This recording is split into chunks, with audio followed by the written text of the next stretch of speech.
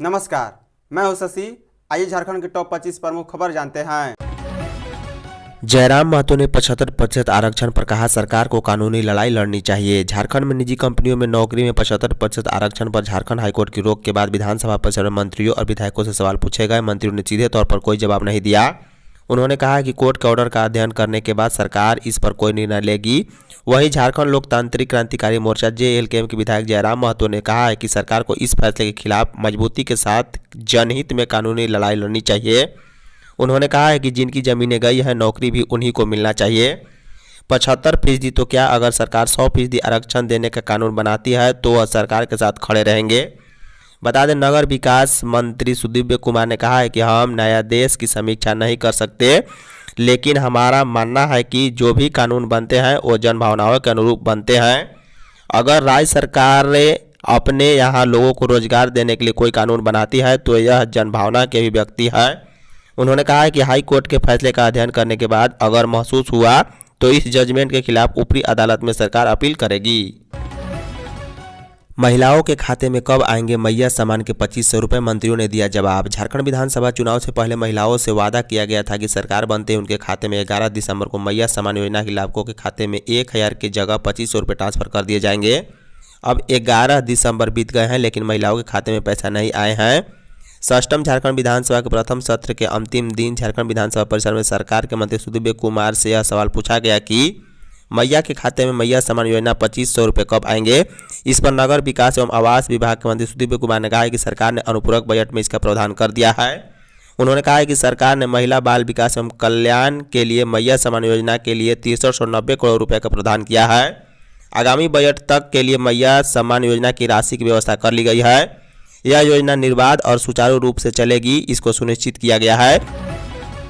CM Hemant के निर्देश पर कैमरून में फंसे मजदूरों को मिला पैसा। सीएम हेमंत सोरेन ने कैमरून में फंसे झारखंड के श्रमिकों के वेतन भुगतान का निर्देश दिया है, जिसके बाद वेतन देने की प्रक्रिया शुरू कर दी गई है। सीएम हेमंत सोरेन ने अफ्रीकी देश कैमरून में फंसे झारखंड के 47 प्रवासी मजदूरों का वेतन न देने की शिकायत मिलने के बाद उनके नियोजकों और मिडिल मैन के खिलाफ FIR दर्ज करने को कहा है। बता दें, सीएम हेमंत सोरेन के बाद लेबर कमिश्नर ने आरोपी नियोजकों और मिडिल मैन के खिलाफ हजारीबाग, बोकारो और गिरिडीह में FIR दर्ज कराई है। FIR में लिखा गया है कि प्रवासी मजदूरों का बिना रजिस्ट्रेशन कराए और बगैर लाइसेंस प्राप्त किए धोखे और जालसाजी से मजदूरों को कैमरून भेजा गया, जो गैर कानूनी है। बता दें कि कैमरून में काम करने गए सभी श्रमिकों को 3 महीने से वेतन नहीं गया था, जिसके बाद लगातार वे सभी वतन वापसी की मांग कर रहे थे। पलामू में जहरीली शराब से 6 युवाओं की मौत। पलामू के छतरपुर में अवैध रूप से जहरीली शराब बेची जा रही है। महुआ के शराब के नाम पर उसमें यूरिया, कीटनाशक दवाई समेत अन्य रासायनिक पदार्थ मिलाए जा रहे हैं। नशे के लत से शिकार युवा वैसे शराब को पीकर मौत को गले लगा रहे हैं। पुलिस प्रशासन के नाक के नीचे शराब माफिया लगातार इस धंधे को बढ़ा रहे हैं, जिसका खामियाजाना युवा पीढ़ी को भुगतना पड़ रहा है। आंकड़े पर गौर करें तो 2 हफ्ते में अब तक 6 युवाओं की मौत जहरीली शराब पीने से हो गई।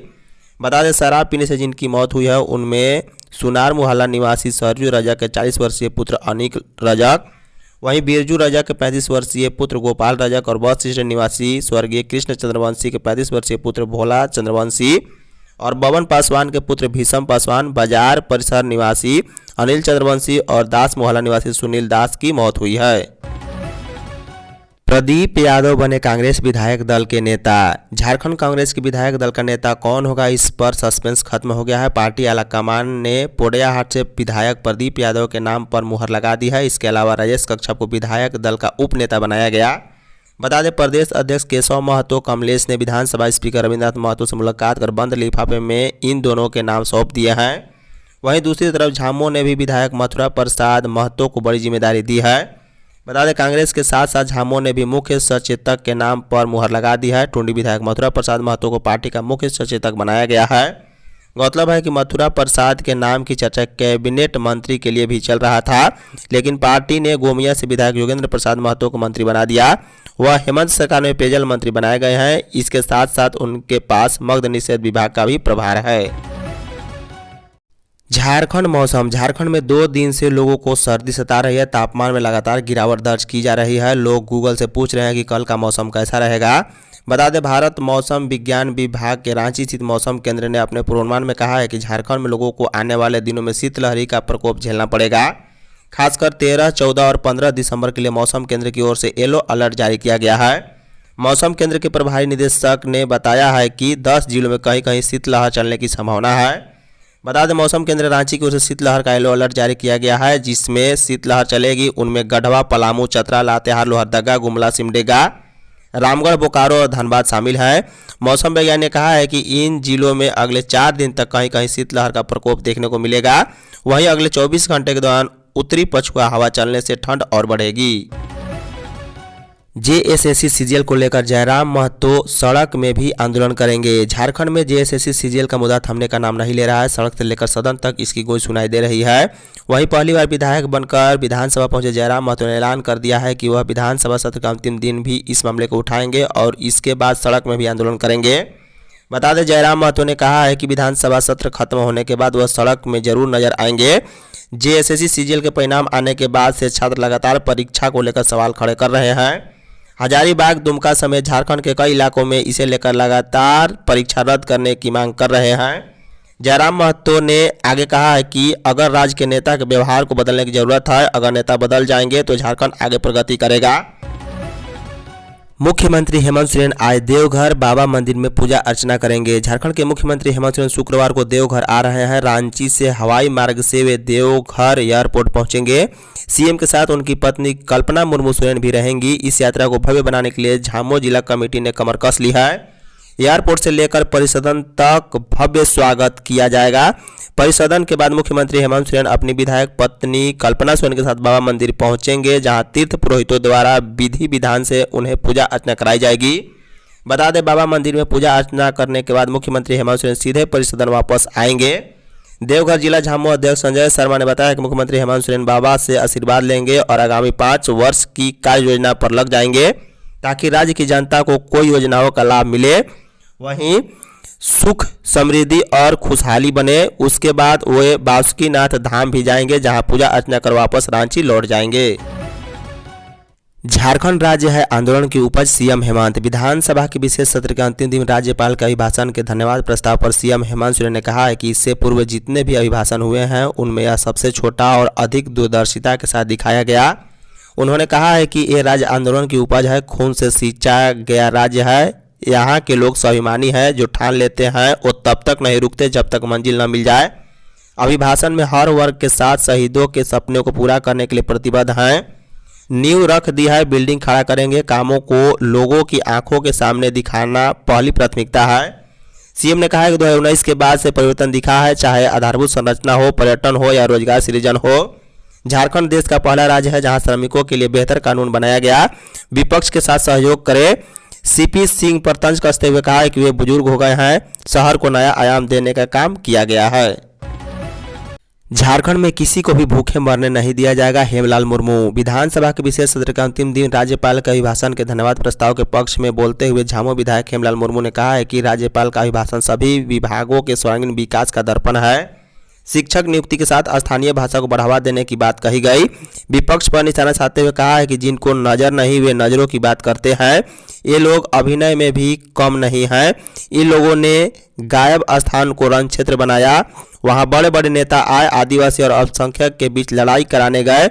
दावा ठोका 65 पार पर यहाँ की जनता को समझ नहीं पाए। खजूर में भी नहीं, बबूल पर लटक गए और 21 पर आ गए। अब जनता इनको सत्ता पक्ष की ओर बैठने का मौका नहीं देगी।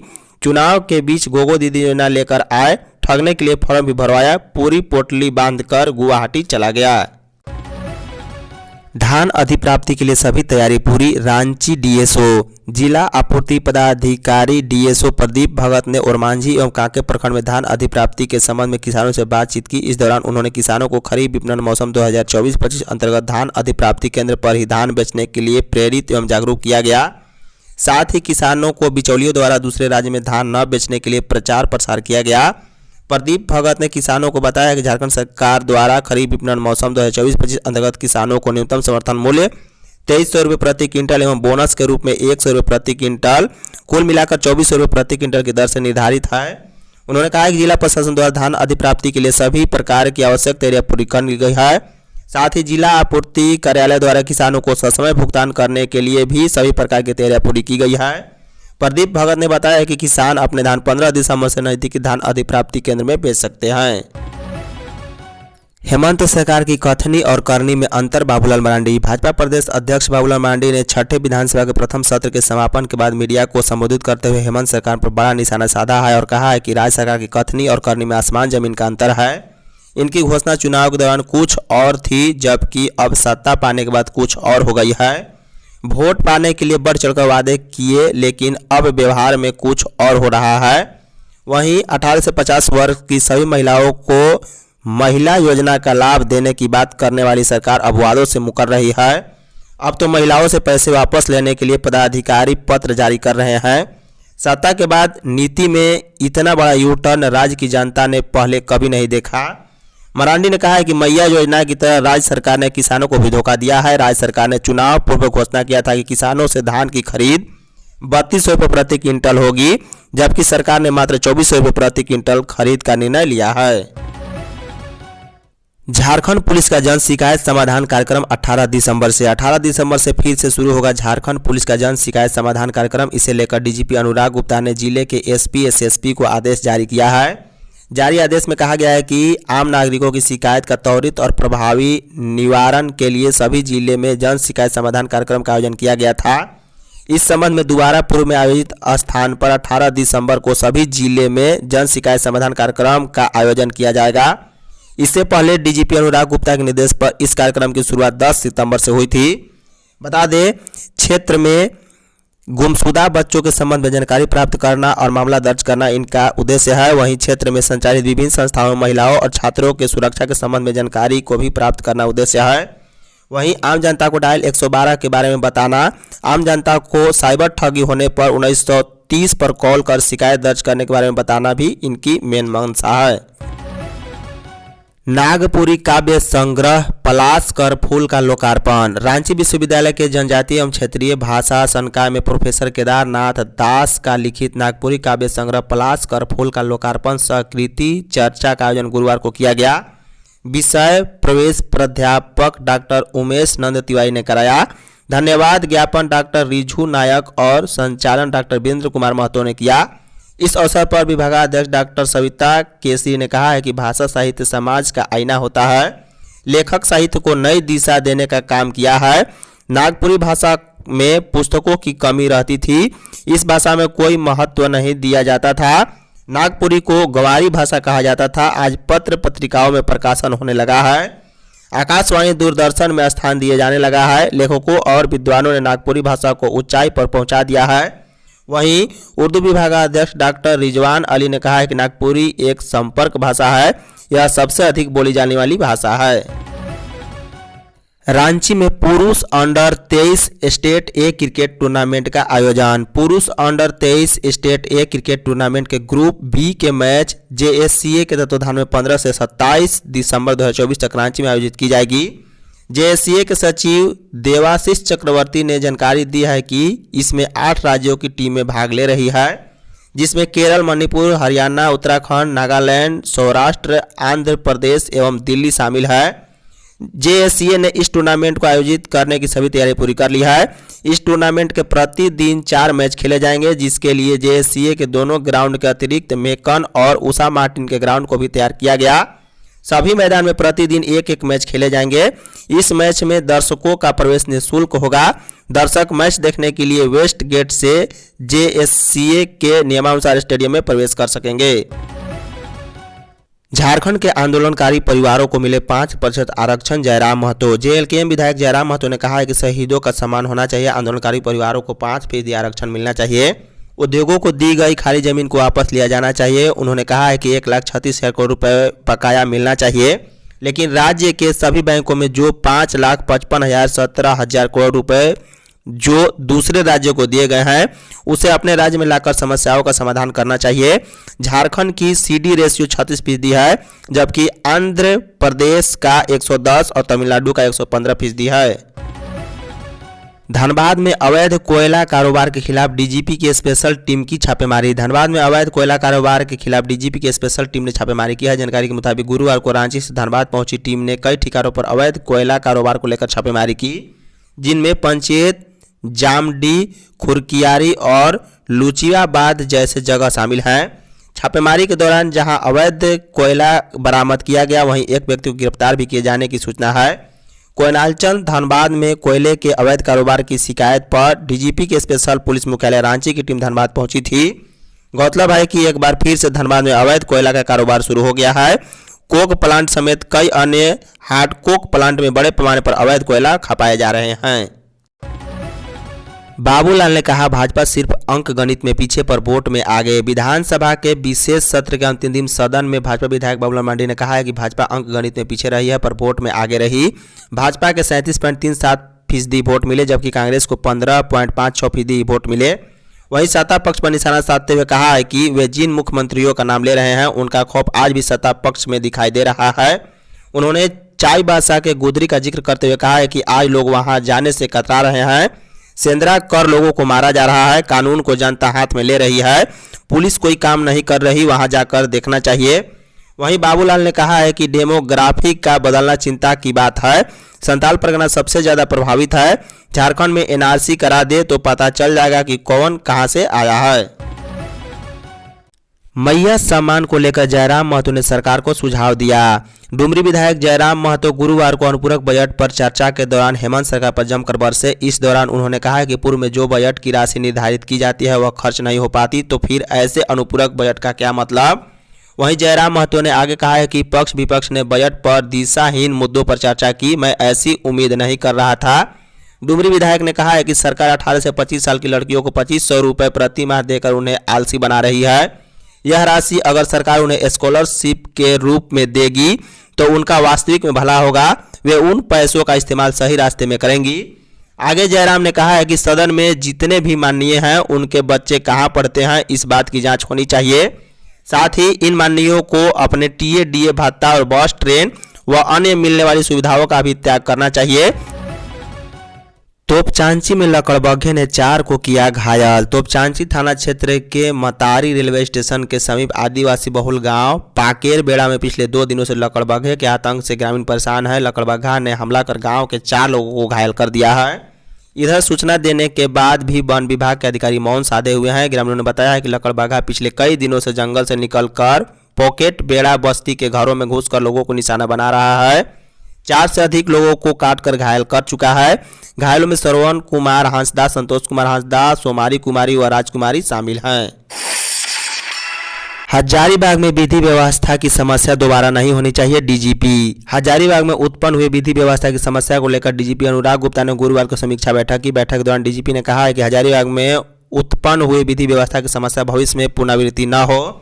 इस बैठक में एडीजी अभियान, IG special branch, DIG Ranchi, DIG Hazaribagh, DIG Bokaro, DIG special branch, SSP Ranchi Dhanbad और एसपी हजारीबाग और लोहरदगा उपस्थित थे। बता दें, उन्होंने कहा है कि हजारीबाग में जो घटना हुई भविष्य में ऐसी घटना की पुनरावृत्ति न हो, इसके लिए हजारीबाग समेत विभिन्न जिलों में विधि व्यवस्था को सुदृढ़ किया जाए। अगर कोई व्यक्ति गलत अफवाह या सोशल मीडिया पर भड़काऊ पोस्ट शेयर करता है तो उसे चिन्हित कर उसके विरुद्ध कानूनी कार्रवाई करना सुनिश्चित करे। प्रयागराज महाकुंभ में भाग लेने वाले तीर्थयात्रियों के लिए गाइडलाइन जारी। 14 जनवरी से 26 फरवरी 2025 तक प्रयागराज में आयोजित महाकुंभ 2025 में तीर्थयात्रियों की सुरक्षा के लिए राष्ट्रीय आपदा प्रबंधन प्राधिकार, भारत सरकार और उत्तर प्रदेश सरकार से प्राप्त पत्र के आलोक में झारखंड सरकार के गृह, कारा एवं आपदा प्रबंधन विभाग ने गाइडलाइन का पालन करने का अनुरोध किया है। गाइडलाइन में श्रद्धालुओं को दिशा निर्देश देते हुए एडवाइजरी में कहा गया है कि महाकुंभ मेला 2025 मोबाइल ऐप डाउनलोड कर मेले की पूरी जानकारी प्राप्त कर ले और यात्रा से पूर्व निवास स्थान सुनिश्चित करे। साथ ही 60 वर्ष से अधिक आयु या पूर्व से बीमार व्यक्ति हेल्थ चेकअप कराए, उसके बाद ही यात्रा करे। इसके अलावा आयुष्मान कार्ड धारक अपना कार्ड साथ में रखे ताकि आकस्मिक स्थिति में सरकारी एवं निजी अस्पतालों में मुफ्त में इलाज कराया जा सके। सरकारी स्कूलों में होगा झारखंड ओलंपियाड की परीक्षा। सरकारी स्कूलों में झारखंड ओलंपियाड परीक्षा का आयोजन किया जाएगा। इसको लेकर प्रथम चरण की परीक्षा का संचालन 19 व 20 दिसंबर को किया जाएगा। यह जानकारी देते हुए जिला शिक्षा पदाधिकारी जगन्नाथ लोहरा ने बताया है कि इस ओलंपियाड परीक्षा में 7वीं कक्षा से लेकर 9वीं कक्षा के 1975 परीक्षार्थी शामिल हो सकेंगे। इस परीक्षा का सफल संचालन को लेकर जिले में 2 परीक्षा केंद्र BSL+2 हाई स्कूल वहीं रामरुद्र उत्कृष्ट विद्यालय चांस में बनाया गया है, जबकि 19 दिसंबर को पहली पारी में सुबह 9:30 से 11 बजे गणित विषय की परीक्षा, वहीं दूसरी पाली में 12 से 1:30 तक सामाजिक विज्ञान विषय और तीसरी पाली में 2:30 बजे से लेकर 4 बजे तक विज्ञान विषय की परीक्षा लिए जाएंगे। झारखंड में जारी रहेगा फ्री बिजली। झारखंड के लोगों के लिए हेमंत सरकार की महत्वाकांक्षी योजना बिजली माफी योजना जारी रहेगी। जी हां, बता दें विधानसभा में अनुपूरक बजट पेश किया गया, जिसमें ऊर्जा विभाग को 2577.92 करोड़ रुपए का बजट दिया गया। झारखंड के वित्त मंत्री राधा कृष्णन किशोर ने शीतकालीन सत्र में 11,697.92 करोड़ रुपए का बजट पेश किया। इसमें सबसे अधिक मैया सम्मान योजना के लिए 6390.55 करोड़ रुपए का प्रावधान किया। इसके बाद ऊर्जा विभाग को 2577.92 करोड़ रुपए दिया गया। हेमंत सोरेन सरकार के बिजली बिल माफी योजना के तहत घरेलू उपभोक्ताओं को 200 यूनिट तक मुफ्त बिजली दी जा रही है। 200 यूनिट तक बिजली खपत करने वालों को कोई भी राशि नहीं देनी होगी। वहीं इस योजना से करीब 41 लाख उपभोक्ताओं को फायदा पहुंचाया जा रहा है। मैया सम्मान की अयोग्य लाभुक से राशि वसूली की जाएगी। मैया सम्मान योजना की अयोग्य लाभुकों पर सख्ती की तैयारी शुरू कर दी गई है। रांची के उपायुक्त मंजूनाथ भयंत्री ने जिले के सभी BDO, CO और CRP को मुख्यमंत्री मैया सम्मान योजना के चयनित लाभुकों का भौतिक सत्यापन कर 28 दिसंबर तक रिपोर्ट मांगी है।